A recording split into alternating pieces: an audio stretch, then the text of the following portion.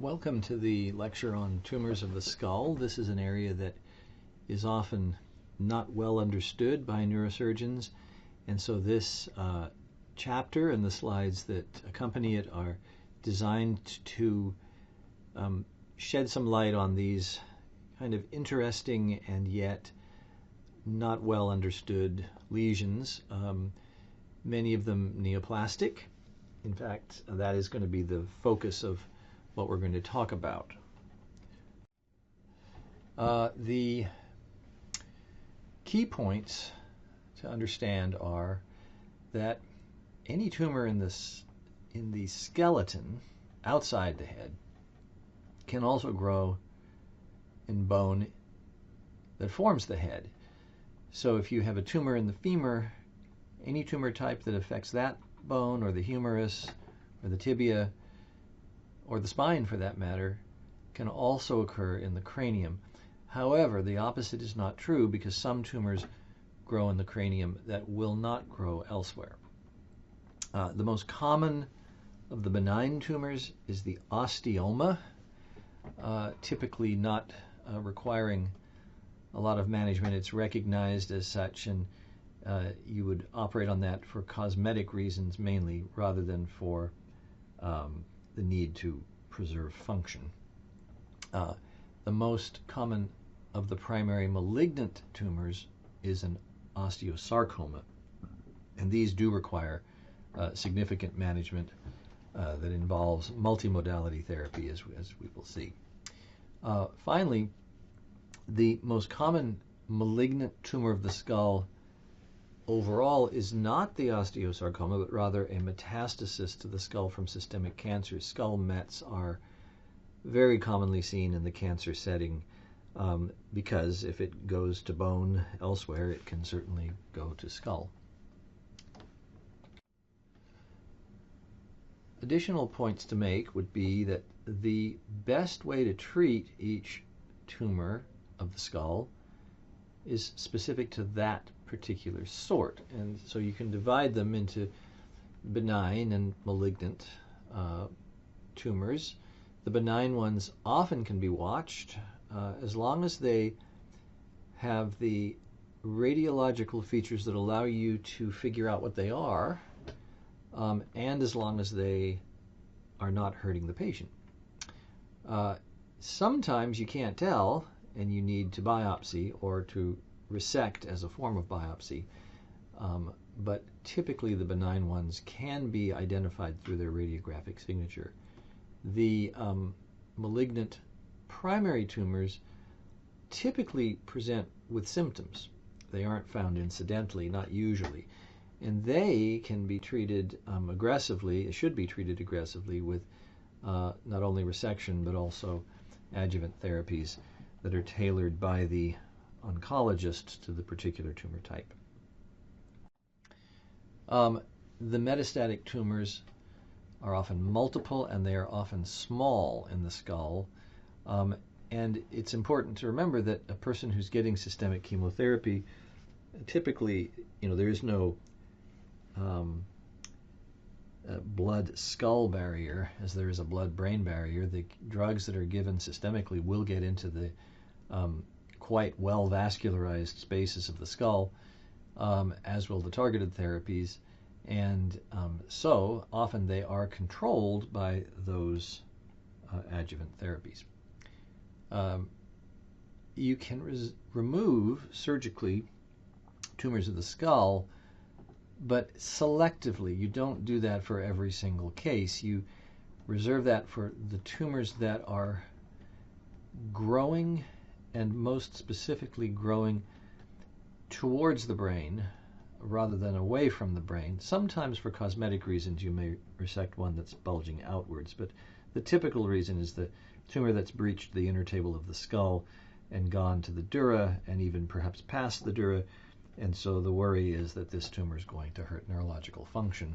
Those that grow outward may cause cosmetic disfigurement and of course can cause pain. And those are valid reasons for resection too.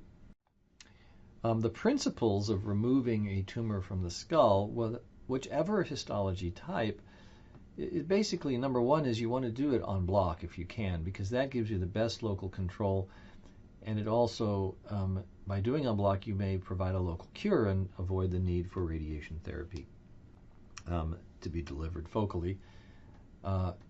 If you do a piecemeal removal, which sometimes is necessary because of the anatomy, that's particularly true in the skull base, where piecemeal removal is considered a lot easier to achieve than an en bloc.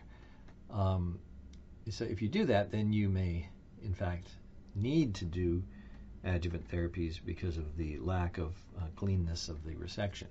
So you also want to, when you're doing your sort of surgical plan, you figure out what's the best way to interrupt the blood supply to the lesion before you remove the tumor. Here we will enter into a discussion of a number of different tumor types with cases that exemplify each of them and the management thereof. First being hemangioma of the skull. These are not uncommon lesions. The lesions are vascular and have a predilection for the frontal and parietal bones. Here the lesion was in a 52-year-old woman, and it was growing, hence the indication for resection. It was in the left frontal area. And when it was resected, it showed characteristic features, which are, as you see, the infiltration of the diploe in a linear fashion and also of the cortex. And this lesion did not recur after 10 years of follow-up. This is what it looks like on the MRI. They tend to involve the outer table and usually spare to some degree the inner, and that is to some extent seen here, although not completely. They have the typical appearance on radiographs of a sunburst or honeycomb pattern, and you usually don't see any adjacent surrounding sclerosis. In general, surgical resection is the treatment of choice for those that become symptomatic or that grow in a threatening fashion. And here's an example of what the specimen would look like when it was removed. And as you can see, that's an en bloc removal. Next, we have an epidermoid cyst case. Epidermoid and dermoid cysts together make up that group of epithelial inclusion cysts, and epidermoids are a little more common. They're usually in adults and are situated laterally on the skull, whereas dermoids are a little more commonly found at the midline, and they may be associated with congenital malformations. They tend to be benign and are typically without symptoms, may be incidentally found on a skull X-ray or an MRI, commonly these days. This lesion was found in a 30-year-old woman who complained of sinus congestion and had a CT scan done to examine the sinuses, and this lesion was found essentially by accident in the retromastoid area. She was concerned about it and had it removed. It was removed at her request, although we would not typically have counseled that it needed removing. The pathology was quite typical for these: a cyst lined with stratified squamous epithelium, but also containing keratin. And this was en bloc removal. It did not recur after 7 years of follow-up. Here is a skull X-ray showing the pretty classic appearance of the epidermoid in this patient. These are lytic lesions with typically diploic expansion and sclerotic margins. Here, a little bit of sclerosis around the edge, but not all the way around. On the CT scan, bone windows, we see the lesion sitting on the right side in the retromastoid area, a punched out sort of quality. On CT, you usually have a non-enhancing lesion with characteristics, signal characteristics that are similar to those of CSF, but sometimes there's a mixed intensity and sometimes the capsule will enhance. The cholesterol that the cyst contains is what gives it its hypodense appearance on CT. On MRI, we see it as well. Same location, of course. It's going from basically one side of the bone to the other. There's a bit of an inward bulge there with thinning of the inner cortex, so there is some diploic expansion, as we had mentioned. The lesion does not enhance and has very sharp margins. This one is not particularly threatening, and we, of course, don't know its growth rate over time, as the patient did not wish to follow it. But when it was removed, it was quite classic for epidermoid. Here is another, on a T2 image, a picture showing the somewhat heterogeneous appearance within. It's not quite CSF signal, but it is clear that the outer table of the skull is intact, the inner not so much. And this is what it looks like in removal, and what we've done is kind of teased out the soft tissue component from the bone that was removed, and so you can see the two of them there side by side. We move on now to intraosseous meningiomas. These are also called intradiploic meningiomas, and they're not particularly common. The true primary tumors of this type don't involve either the inner or the outer table of the skull or the dura. They're truly within the bone. And so you could think of them as ectopic meningiomas. They account for a very tiny fraction of meningiomas in general. Typically, they're found as a slowly growing, painless and palpable mass, but some of them will show associated headaches or some local tenderness. This lady did have headaches coincident in location with that of the lesion, which was actually palpable as a subgaleal mass that was protruding out of the bone. So this one isn't actually truly fully interosseous, it's actually poking externally. The pathology on this was a meningothelial meningioma with a reasonably low MIB1 labeling index. It's still within the grade 1 WHO category, or the benign type. And though there was a dural tail left behind, this still did not come back during 7 years of follow-up.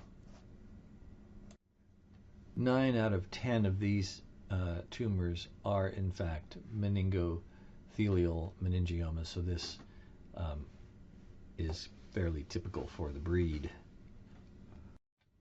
Here you see the CT and the MRI of quite an interesting finding. The bone is expanded with calcification, spicules going both internally and externally, and there is a somewhat of a soft tissue component there as well that enhances within and without the bone. So this would indeed be noticed by the patient, of course.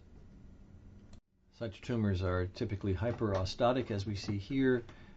Some can be lytic, or they can be a combination of lytic and sclerotic. Although an extensive resection was done here, you can see why the dural tail was to some extent left behind. It extends quite far back from the back edge of the lesion. The MRI the sagittal post-contrast view and then the T2 axial view give further sort of analogy to the lesions just seen on the preceding slide, and they show how the bump is formed, as well as the presence of tumor going intracranially and compressing somewhat the frontal lobe. The recommended method of removing these is by surgery, of course, en bloc if possible, when feasible, with circumferential margins of normal bone, would be expected to decrease the risk of recurrence.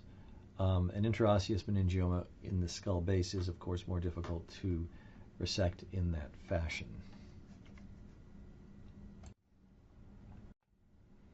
Here we see the specimens that's been removed with the inner table exposed, and it was then reconstructed with a PEEK implant as well as titanium mesh for the extensive cranial defect that was occasioned by this. It's a bifrontal incision, as you can see, with the pull down towards the orbital rims of the scalp, of the forehead.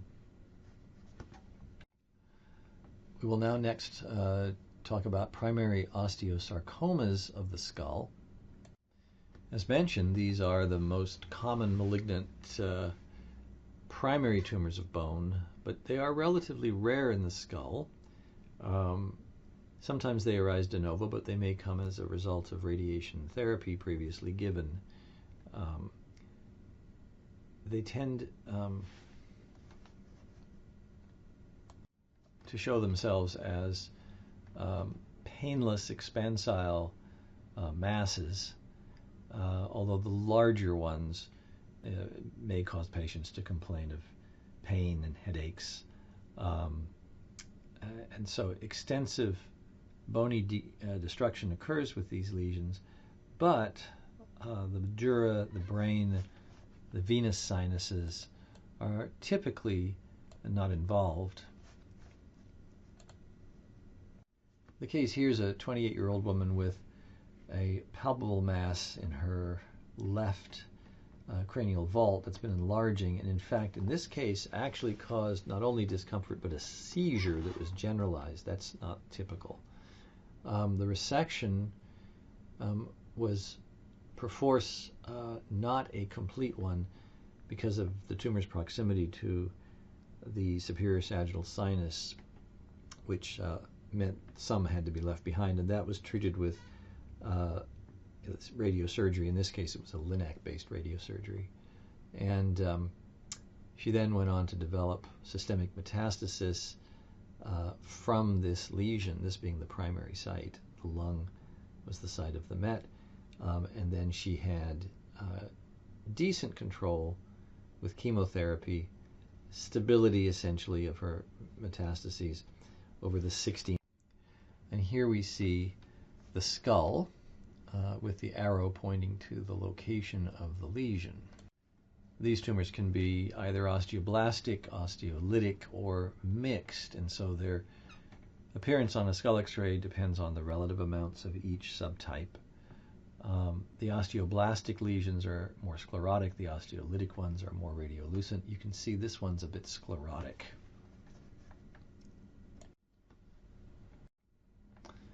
Here on the CT, you can see the expansion of the calvarium and its overlaying of the superior sagittal sinus, which made it quite difficult to resect as a true en bloc specimen. It would have required taking the sinus in a portion of the sinus where it's not considered completely safe to do so. This is showing the typical findings on CT of bone destruction and cortical expansion. Also, they tend to show a so-called sunburst periosteal reaction. Not in all cases, and that we don't actually see on these films here. On the MRI, here we have the T1 post-contrast. You can see the sinus lights up, but so too does the dura. adjacent to it, and in fact the lesion spans the bone by going both in and out, lifting up the overlying scalp, which is preserved as it tends to be.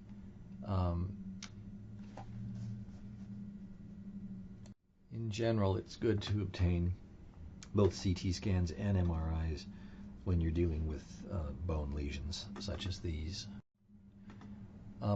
Here now, 32-year-old woman with metastatic osteosarcoma. She had swelling of the left posterior scalp and a hemianopia that was incomplete to the right.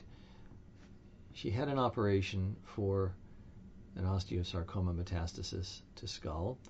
The brain was displaced but not invaded. Duroplasty was needed, as was cranioplasty, of course, since bone was removed.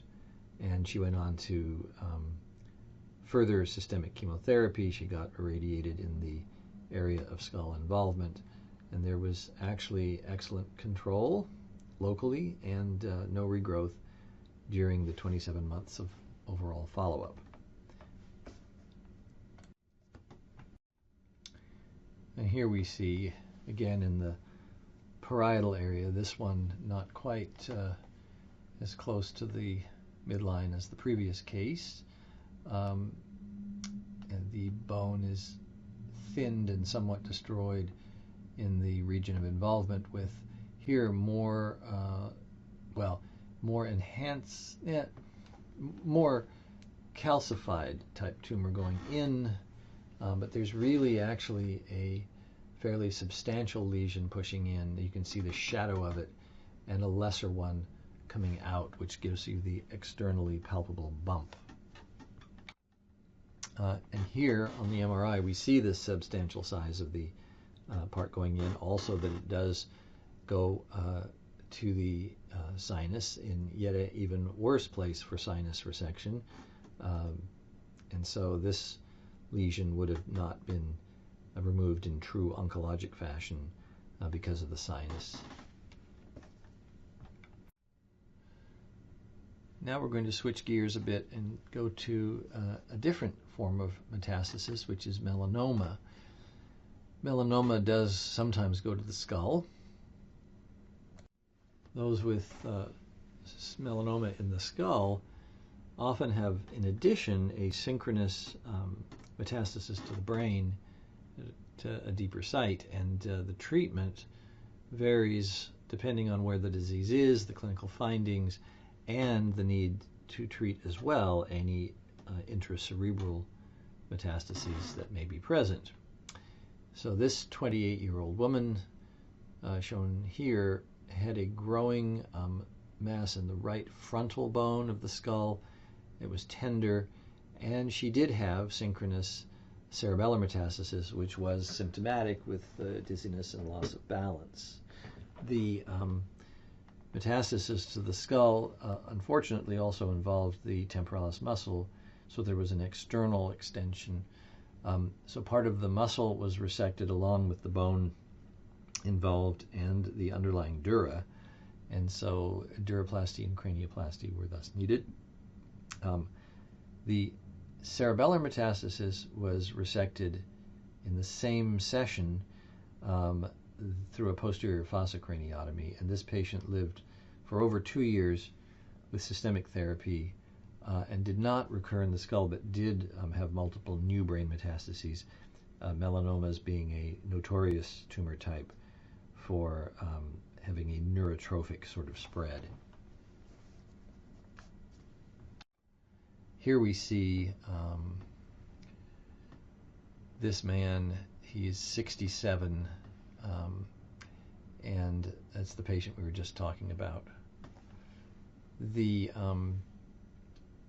tumor pushes in a fair bit, but it also goes out, and you can see in the post-contrast T1 a little bit of the muscle, the temporalis muscle, right at the very top, which could be shaved away without loss of too much function when the resection was done.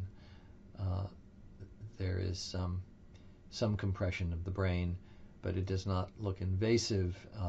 It was really extradural, and the dura was resected as part of the surgery.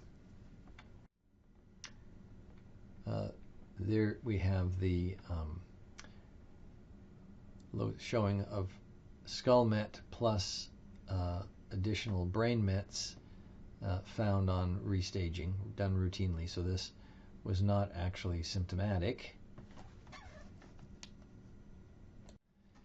He has a tumor in the caudate nucleus and in the posterior frontal lobe, as well as a skull tumor that overlies the torcular. And that is, of course, a tricky location as well.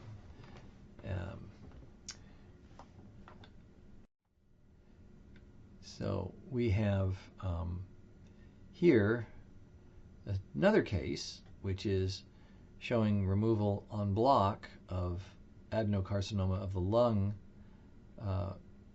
with metastasis to the skull.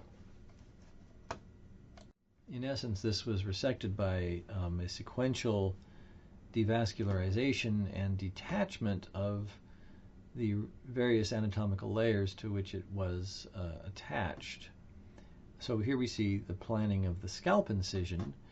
You notice the elliptical area in the center of the lazy S, the lazy S being the incision chosen to give us best exposure of the tumor, with actually also an ability to heal well the scalp layers.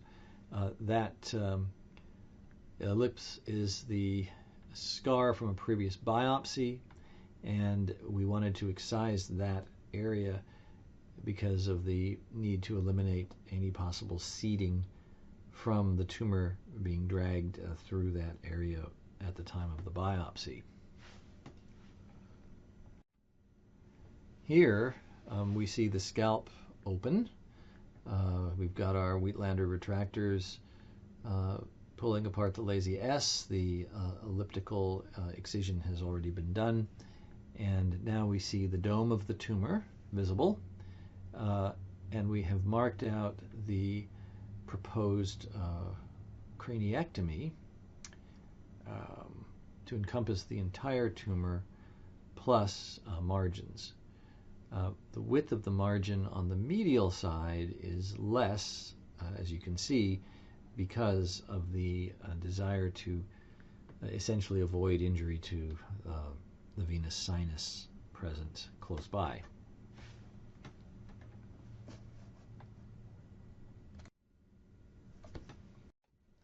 Here you see the same tumor with the trough craniectomy having been drilled circumferentially as we had marked, and it's got some bleeding from the epidural space there and from the edges of the bone, although the edges have been waxed, of course, for hemostasis. So the dura is exposed by this.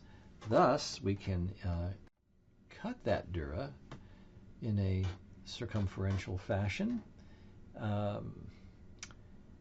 And then in that way you can remove the bone, the tumor, and the dura all as one unit. And so we see there the underlying brain, which is relatively undisturbed now that the lesion has been taken away. The bone edges we typically bevel if we're going to place an implant. In this case, it was a methyl methacrylate cranioplasty that was fashioned at that time for the patient's specific anatomy. Here we do the dural patch. It's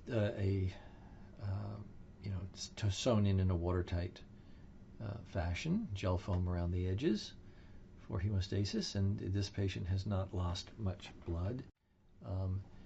Here we have actually a combination of methyl methacrylate but also titanium mesh. As you can see, the mesh is there holding the plate in place with titanium alloy screws. This is now the tumor specimen, with the ruler to show you its size. The tumor with the surrounding bone shows a complete removal. So this should give a local cure. And here it's viewed tangentially and shows essentially an equal amount of intracranial and extracranial tumor. So this is indeed the classic good way of taking out a skull lesion. Here it's shown for a metastasis, but you could use similar methodology for other histologies as well, as long as the nearby structures such as the venous sinuses permit this. So we're going to switch now to a patient who has metastatic renal cell carcinoma. Such tumors are notoriously hypervascular and thus bleed potentially significantly. This case was one such. And so we had a 47-year-old woman who was known to have renal cell carcinoma. She was free of disease for the past 4 years, but then developed a lump on the skull with local headache. It was actually towards the crown, but off to one side. And so she was seen at another hospital where a biopsy was done by making an incision that overlay the mass. They didn't realize what they were dealing with, and as a result they got into the tumor and it started to bleed very heavily, so the biopsy was aborted, and they sewed it up. The incision was sewn up over the lesion still in place.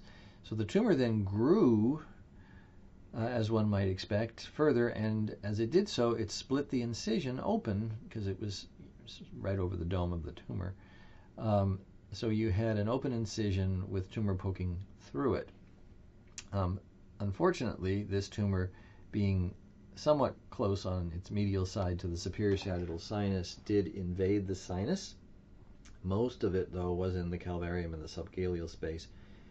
When we went after this tumor and did so in a fashion similar to what you just saw with the sequence of operative photos, she did have heavy bleeding from the sinus, but it was controlled, and we were able to get the tumor out essentially almost completely, but there was a little smudge of tumor still left on the sinus, which we got it closed up with gel foam, and it worked well.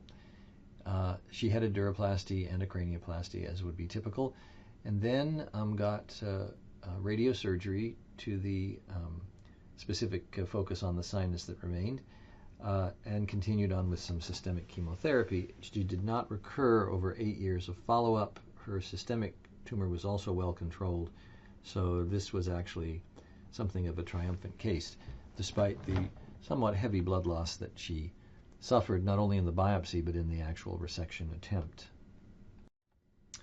And so here we see this patient where you've got the tumor having split open the incision. As you can see, it's not too far off the midline. And then we see the scalp reflected to show the outer surface of essentially an intact tumor. The tumor looks a bit irregular, but it did respect the overlying galea, and the scalp and galea were actually preserved, although we had to excise the margins of the old linear incision, of course, because we needed healthy tissue for closure. The lower specimens show the excised bone lower left in two fragments.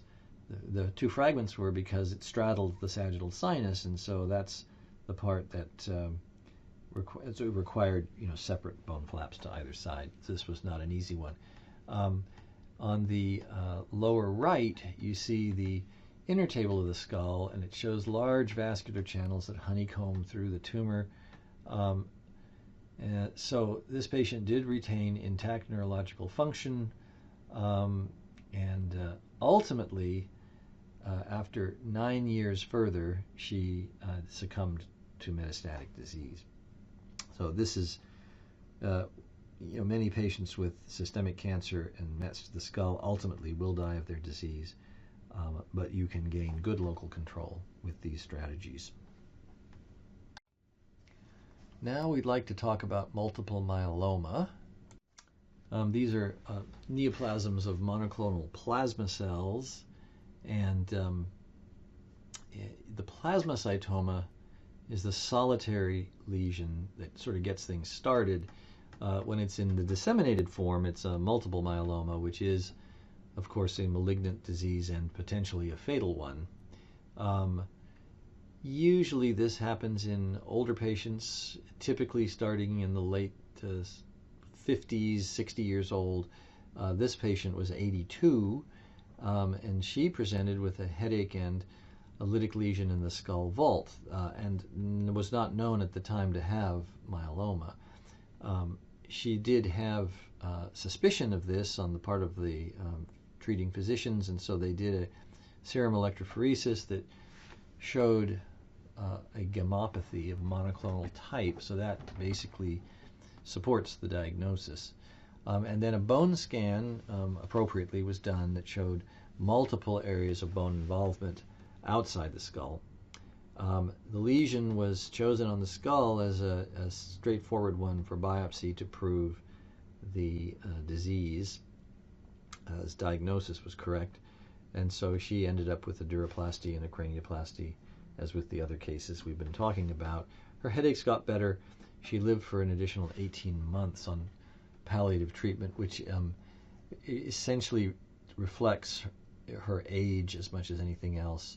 Typical survival in the younger groups are in the order of between 3 and 5 years with these. So here's the skull X-ray, as well as the CT. Typically, myeloma is characterized by well-defined lesions that are lytic and involve the diploe and the cortical bone and don't have a sclerotic border. Typically, faster-growing tumors don't have time to make sclerosis, basically. MRI can also be helpful, of course. In general, skull lesions in a patient with multiple myeloma would not actually be treated with surgical resection, but rather with chemotherapy and stem cell transplantation with palliative irradiation. That's been the traditional treatment for several decades, but more recent, in the last 5 to 10 years, you've got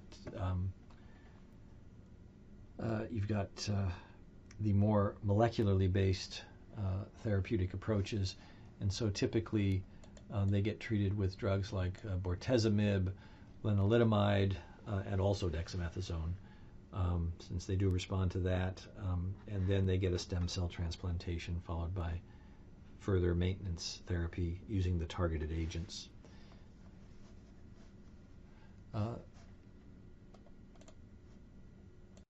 What we see on the skull is a very subtle finding that the arrow points to. You have to sort of squint to see it, but it's showing some thickening of the skull on the left convexity relative to the other side.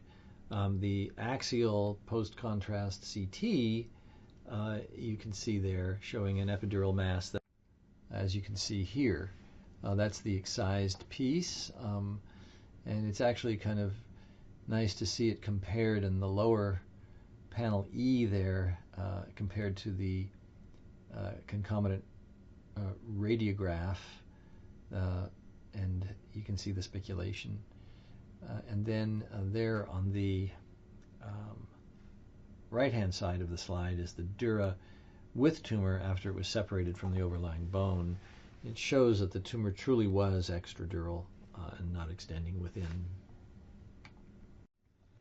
This woman had lymphoma, presenting with generalized weakness, dizziness, and multiple lesions in the skull vault.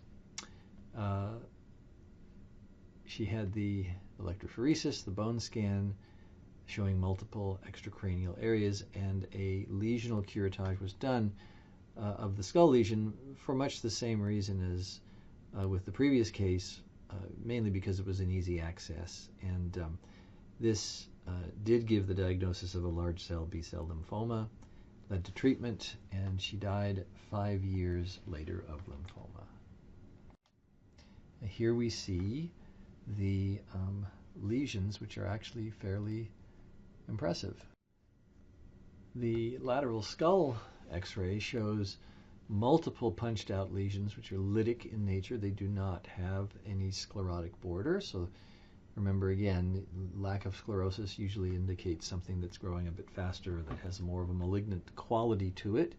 The CT scan, which is below the skull X-ray, an axial bone window, shows several areas of the osteolysis with relative preservation of the outer table of the skull. We see the bone scan showing multiple areas of activity in the spine and in the ribs, and also showing the skull involvement is confirmed. It's actually almost considered a somewhat diffuse involvement. So here we have the MRI of this patient, axial T1 post-contrast, showing multiple contrast-enhancing lesions on both sides of the head contained within the skull, with the arrow on the larger tumor on the convexity that was excised for the purposes of diagnosis. To the right of that, you see the excised tumor having smooth edges. It has eroded the outer table of the skull, and it was filled with this soft pink and gray material, easily removed by curettage. So that is the last of the cases to present on this roster of skull lesions.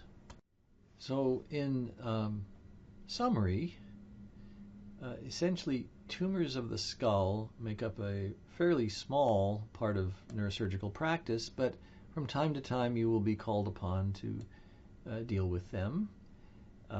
There are any number of different types, as we've demonstrated through this talk.